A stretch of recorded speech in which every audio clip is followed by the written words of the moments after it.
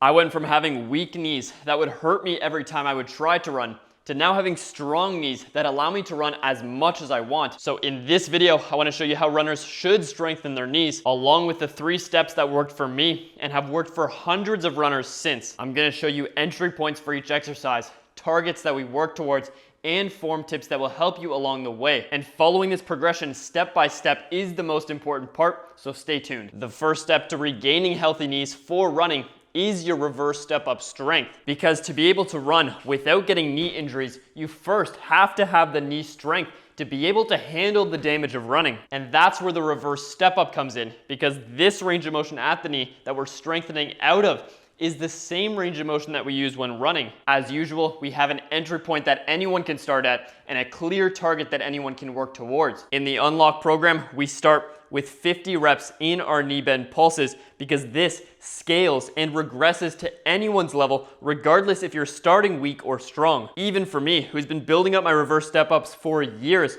doing 50 reps through a full range of motion gives me a good workout from anywhere in the world. The form here is important. We keep a straight line from our foot to our shoulders as we tap forwards, only tapping the heel down and keeping the foot in the air when we're resetting for our reps. So whether you're someone who can go through full ankle bend on all 50 of your reps, or if you're someone who needs a little more assistance and a lot less range of motion, you always want to find your pain-free level on each exercise because painful reps does not lead to progress. Then, by the time we get to the targets program, we start building our Peterson Step Ups. I learned these from Carl Peterson, who took a Canadian downhill ski team from being riddled with knee pain to getting back into the Olympics and winning gold, but now with no knee pain at all. And getting strong through this position was the key to their success. And this is magic for runners too, because notice how in our running stride, when we push off through the knee, we're doing that with our heel elevated off of the ground as well. Well, in the Peterson Step Up, we do that exact same thing.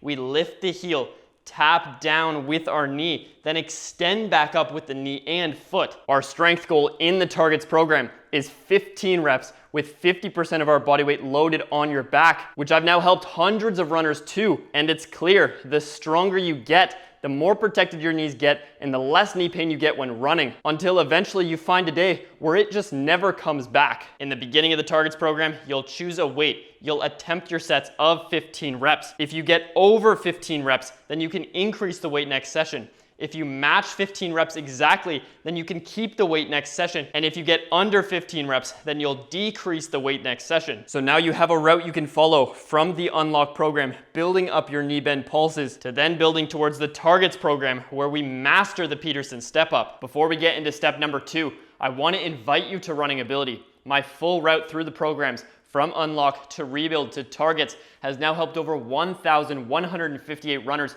fix their injuries. So I'll leave a link to runningability.com below this video in the description, and make sure to use code FRESHSTART2025 at checkout for our lowest price yet. Now that we've directly strengthened your knees, we can look into outside factors that will impact your knee health. Because if we don't address these outside factors around the knee, then you'll always be limited in how fast and how fully you can recover. The first outside factor to talk about is outer hip stability. Because without stability here, your knee will cave in when you land, which does micro damage around the knee. In the Unlock program, we build our outer hip strength with our abductor raises.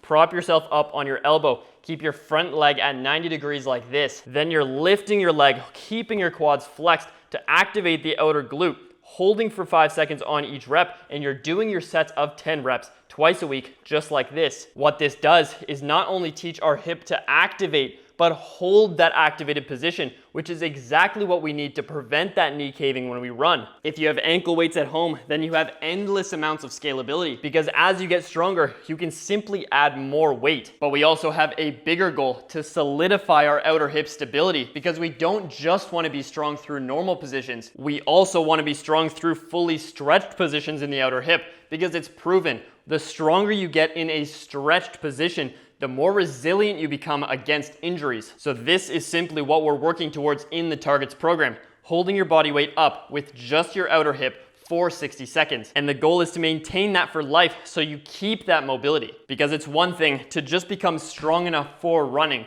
but you get a whole new layer of protection and resiliency when you build beyond what running demands. Now that we've covered above the knee, which is the outer hip, it's now time to move on to step number 3, which is below the knee. Your shin muscle connects from the inside of your foot and it wraps all the way up to the bottom of the knee. And that muscle being weak not only leads to the third most common injury, which is shin splints, but it also can transfer up into knee damage as well, because your shins are the first line of defense against pain going up into your knees.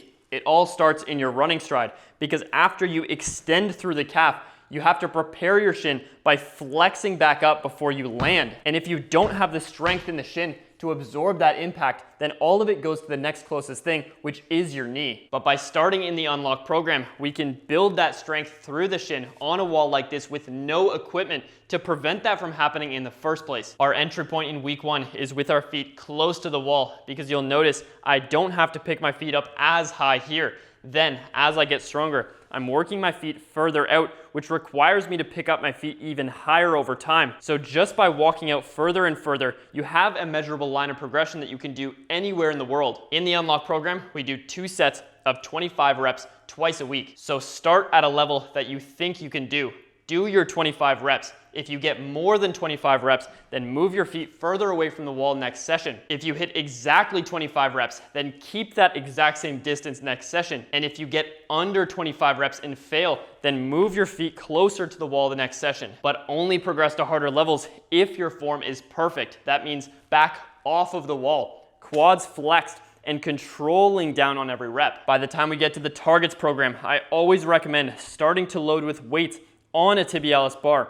The exact one that I use is linked in my equipment list, which I'll leave in the description under this video along with discount codes. And the reason why we load with a tibialis bar is because notice in the bottom how fully stretched my shin muscle is. And remember, fully stretched muscles and being strong in these positions means you will be more resilient against injuries. So the form stays the same. Quads flexed, lifting, then controlling all the way back down. And our target here is 20 reps with 20% of our body weight loaded on the tibialis bar. I used to get shin splints every time I ran, but since building to this target and maintaining it at least once a week, I haven't had a single case of shin splints since. For this to work, these progressions need to be followed in order from unlock to rebuild to targets, because that leaves you with the proven route that's worked for thousands of people and leaves no risk of missing any links. Subscribe to the channel if you want to become an injury-free runner, and watch this video on the 3 biggest factors that kept me in the cycle of getting injured from running, along with how I fixed them.